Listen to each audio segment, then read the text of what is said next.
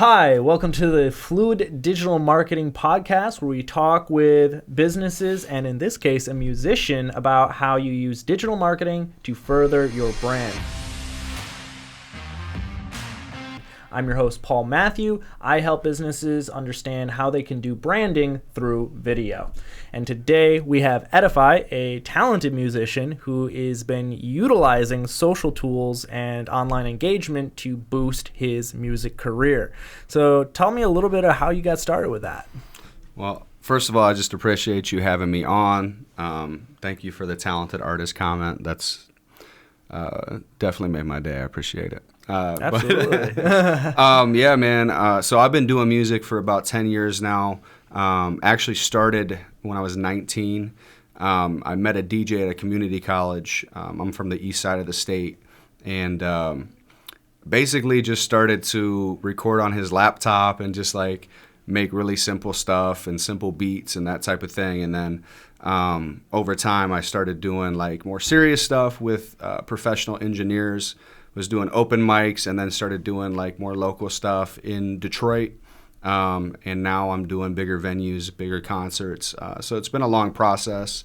And, you know, I took 3 years off in between the last 5 years. So I've just been doing this again for the last 2. It's been a relearning process, man. Just like learning social media again. Because when you take 3 years off of social media, it's almost like... A lot changes. It's like 10, you know? Yeah. So I feel like I'm a decade behind, or I did at the time. And just getting back into it, getting back into connecting with people, being in a different city. Instead of working mostly in Detroit, I'm now in Grand Rapids. So I've been doing a lot more stuff locally here.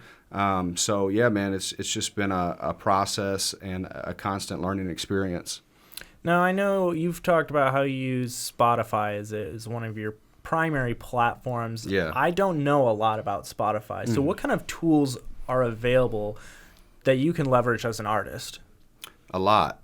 Yeah. So why don't we dive into that? Yeah. So Spotify. So I want to first start out by saying, you know, there's a lot of artists that feel like if they share their secrets or share kind of, you know, what made them successful, they are giving up their spot or potentially giving up their spot to somebody else.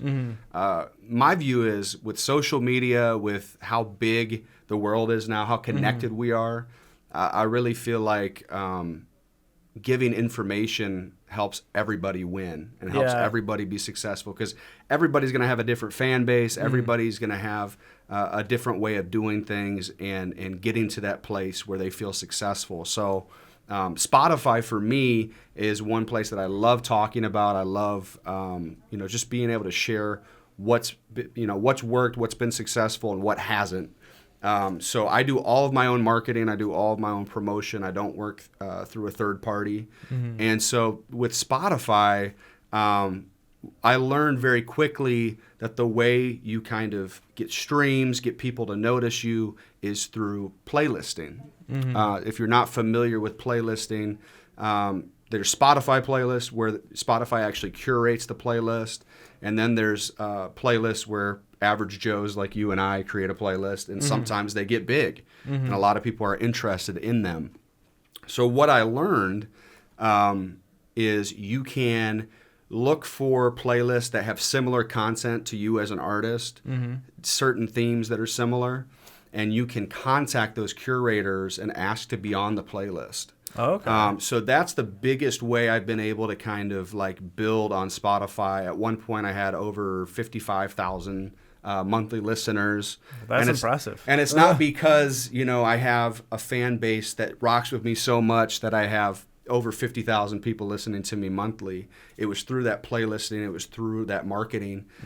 So basically, the first thing that I always tell new artists is find a playlist that fits you or your single that you're trying to promote. Look for their contact information. A lot of times a curator will have their email on the playlist. So you can contact them. You can ask them if they're taking in new songs. And usually they'll maybe ask you for a price. So you know, a lot of stuff's not free. People are trying to make money. But if you pick the right playlist with the right amount of followers, you can get that money back plus more. So it's a really good way to kind of up your numbers and get people listening to your music from all over. That's fascinating. I didn't know. I don't really know much about this world, and that you could make almost a business just making a playlist. Like that's basically influencer marketing. Yeah. But now you're just like a curator that just knows I'm a DJ that really has good taste in music, and now I make money off of that. That's interesting. You could be the playlist. I mean, you can be the curator of it. I haven't started my own yet, but I'm thinking about doing that in the future. Now, obviously, if you have a fan base or you do artist development and know a lot of artists, it might be a good idea to start one because you already have a leg up. But I know a lot of people that start playlists and they just blow up. So it's possible. Yeah. Yeah. So what's the biggest barrier for you stopping you from making a playlist? Well, I just haven't. I think that, another thing, one thing that's kind of like the negative end of the spectrum is just like any platform, whether it's Instagram, Facebook, Twitter, you can have fake followers, you can have bot streams. Spotify punishes you pretty harshly, and I've seen it happen to playlists. If they do find out that it's fake, listens, if it's fake followers, because this is a streaming service that pays the artist, so they don't want it to be, fake numbers, because then they're paying out for something that's not real. Yeah. So you got to be on the lookout for that type of thing. Because a lot of people will start a playlist and go, oh, if I show I have 50,000 followers, people will pay to be on it. The issue is all of a sudden people look a week later and their numbers are barely barely better than they were before they paid for that playlist. So something's not right. Yeah. So you want to be a playlist that's organic, and that takes a lot of time, effort, and kind of just connecting with people and knowing how to build that organically. How do you promote a playlist? Like, what are the steps you take to get listeners on your own playlist? No, you're asking about something that I have not done, but I will tell you. But I'm sure you know more than I do. Well, yeah, sure. Yeah. I mean, I would say if you have... I don't want to contradict myself if we get into it, because I feel like a lot of platforms don't transfer over to the other ones. So like Spotify doesn't, if you have, thousands of followers on Spotify, it doesn't mean you're going to have thousands of followers on Instagram or on Facebook. But I will also say, if you are an influencer, if you do have a lot of people that follow you, that's a great way to be able to build on a platform like Spotify and get people there. But starting out, it's hard to kind of transfer over to different platforms. Yeah. And I just want to take a second for anybody watching this video. This podcast is available on Spotify, so take a listen there. Subscribe to the podcast. Yeah, for sure. So now do you use Instagram too? I do. Okay. Yeah. How have you leveraged between these different platforms and building your Spotify and your artists? Like, what are your tactics per platform? So I'm going to be as positive as possible, because both of those platforms are owned by the same company, which is Facebook. Sorry, I didn't even say Facebook and Instagram, but Facebook and Instagram is where I have the most followers, the most likes. And Facebook, I used to build it completely different than I do now. Same with Instagram, because what I used to do as an artist was I had multiple personal pages, and they would be they wouldn't be like my legal name, my birth name. I put my artist name as my personal page name. And you got to get creative if you have more than one, because you have to have different names with the same idea. Yeah. So like for the one I have right now, it's Edify Sounds. My actual artist name is Edify, so that's my business page, my artist page. But I used to have pages with Edify Music, because you have to have a first and last name. Yeah. So I would do that, and then I would go to artist pages that are similar to my content and kind of my artistry. So if I put out a pop song or I'm rapping, whatever the case may be, I might go to Post Malone's page. And what I would do is add a ton of people on there. They would become friends with me on my personal page. I would constantly promote my music on there, and then I would invite them to my artist page. And I ended up going from about 1,000 likes on my Facebook page to almost, I think I'm at like 8,500 now. Oh, wow. So, but this was in the heyday of Facebook organic reach. not limiting you. Because now the algorithm is way stricter. They want you to buy ads, and they also don't want you to do your own footwork. So and if Instagram's you add going down that same path. Absolutely. It's the same exact thing. If you add a bunch of people, they will limit you. They will block you. They, you'll be in what they call Facebook jail. Yeah. So you have to be careful doing that tactic. So now organic is a totally different thing. It's really hard to build on those two platforms because of the algorithm. And if you don't already have a fan base, it's hard to develop one on those platforms. So it's tricky. You know, it used to be you didn't have to do footwork, where you're passing out your flyers and stuff like that in the real world. You could go on Facebook and Instagram and build from there. But now you almost have to do the opposite, where you do shows, you get to know people in local venues.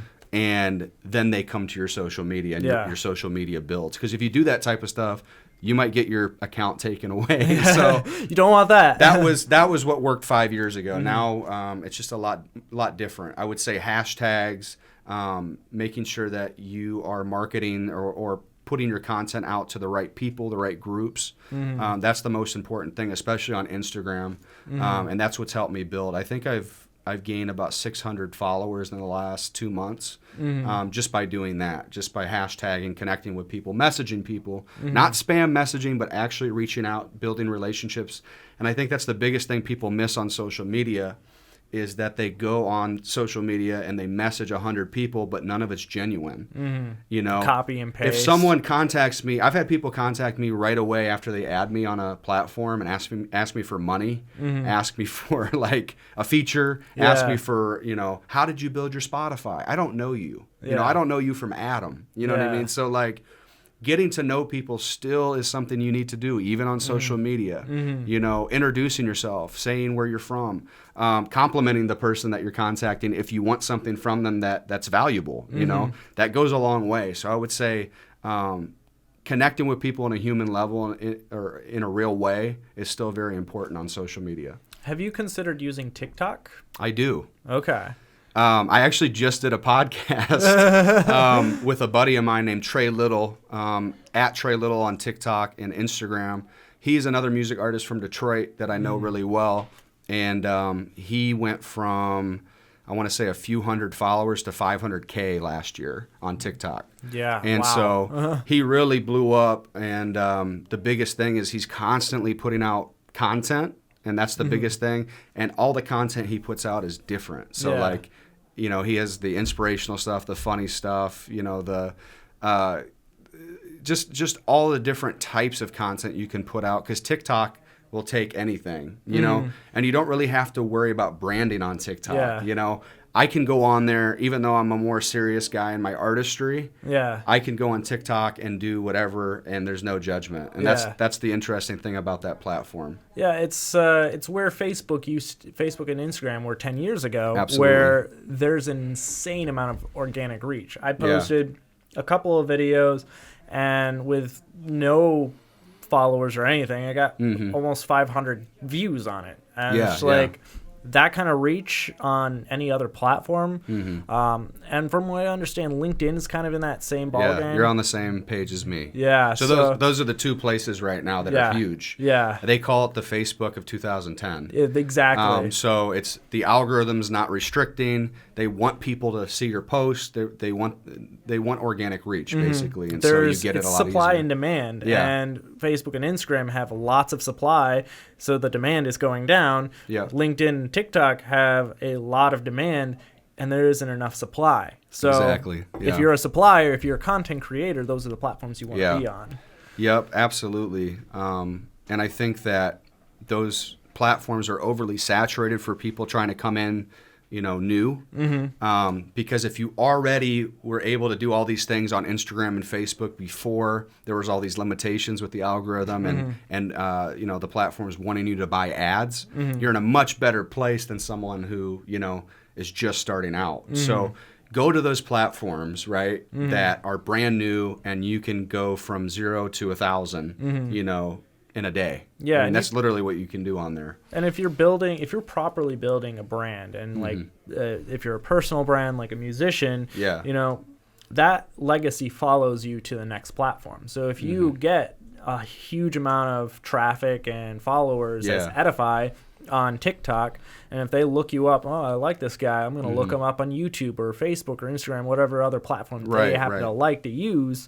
And then if you're there, that you're going to be able to take that following to the next new platform, or however that. Well, like I was saying though, transferring between platforms is difficult nowadays. But let's say, like my buddy Trey Little, he has 500,000 people that follow him on TikTok now, and his Instagram went from a couple thousand to now 14,000. So it's a small change, but that's a lot. If you're, if you don't already have a platform that's really big, it's almost impossible to do that. So you still get some transfer over, but the only thing I would say is you don't get the 500,000 going to your Spotify. Yeah, you know what I'm saying? Obviously, it's a funnel, so you're going to lose a lot of people. You lose a lot of people, but you still gain enough for it to be worth your while. If you want to build on Instagram and you don't really care about TikTok, still focus on TikTok, because it's going to get some return to those other platforms. And it's just like how are you leveraging that platform? So if you're not really leveraging Instagram, if that's not where your popularity or business or whatever your conversion metric isn't coming from there, then focus more in on TikTok and play to your strengths. Yeah, absolutely. So I'm trying to think of another question. What do you want to talk about? Platforms, music? I normally have my questions written down, but I ran out of time today to get that done. Yeah. But let's see. So you're on TikTok, and now let's talk about LinkedIn. And how are you using LinkedIn? I'm not using it as much as I'd like, but in the last month, I changed it from my own, like I said, my birth name, my legal name, to my artist name, and then I made it an artist page, which is kind of unheard of on LinkedIn because it's business. But I want my music to be my business. I want to be able to expand in any way possible, so I kind of made it about my artistry. So I've been posting about like shows, I've been posting about like new content I'm putting out, new songs, and just trying to do that consistently throughout the week. Now I'd like to put out like 2-3 things of content a day. I haven't started doing that yet on the platform. It's really hard. But yeah, man, like if you look at the numbers, like I'm not getting thousands of likes on everything I post, but I'm getting a lot of people that are looking and some engagement. So it's good. So from what I understand in the music industry, you don't make any money or very little money on the audience. Really, from what I understand, you make the money from corporate sponsorship. Yes, sponsorship. And so yeah, the businesses that support you in doing product placement and you advocating for their brand, have you leveraged that? Product placement, say that again. Like, where are you making your money? Are you making the money from your audience, or are you making money off of businesses that are investing into your reputation? Okay. I would say this is a complicated question. That's why I had you reiterate. Yeah. I would probably say businesses. Like Spotify, but people are involved. You know what I mean? Yeah. So you get the royalties from streams based on the people listening. I mean, it's diversified income, but and same with shows. Like the venue's paying me to come out, right? But there are people coming to pay for the show. So it's kind of a combination of both. But I would say as far as like album sales and stuff like that, Yeah. I stopped doing albums, at least for right now, and I'm just focusing on singles because it's much easier to promote just one song and you know, put the money behind it than it is 13 songs, right? So, and you want people to hear it. And right now I don't really have the fan base that is asking me for an entire body of work. And so that's why I'm also focusing on a single, because if the people wanted an album, I would make money off of my audience. Right. But it's more so, you know, single after single until you get enough buildup and enough momentum to do an album. So, yeah, I think it's a combination of both. Like, businesses don't become businesses without people. Yeah. You know? I guess what I was trying to say more so is the money is not in selling the music. The money is in partnering with brands and in leveraging the audience to the business. And in that vein, my thought is for contextualizing your LinkedIn content, and since it's a business mindset, you could focus that type of content to talk about maybe like, hey, I got this many Spotify streams, I've done this, and this is how like businesses could work from that, and then providing, I mean, that's more me-centric, but thinking in terms of your potential audience on LinkedIn would be business owners that may be looking for an audience to reach out to. Right. So if you start creating content that appeals to those people, we were talking more business minded, like I'm a musician, but you know, here's value, here's how things, like this is good information, no strings attached, but I am a musician and this is my audience, that if you choose to invest in partnership with me, this is who you would reach. Yeah. So I get contacted by marketers and businesses probably daily. On a daily basis. Some of it is like they're contacting as many people as possible to get them to advertise a brand or to partner. And then you partner with people that are really looking to work with you. And you can kind of weed the two out. But the people that actually want to partner with me usually have a really interesting game plan.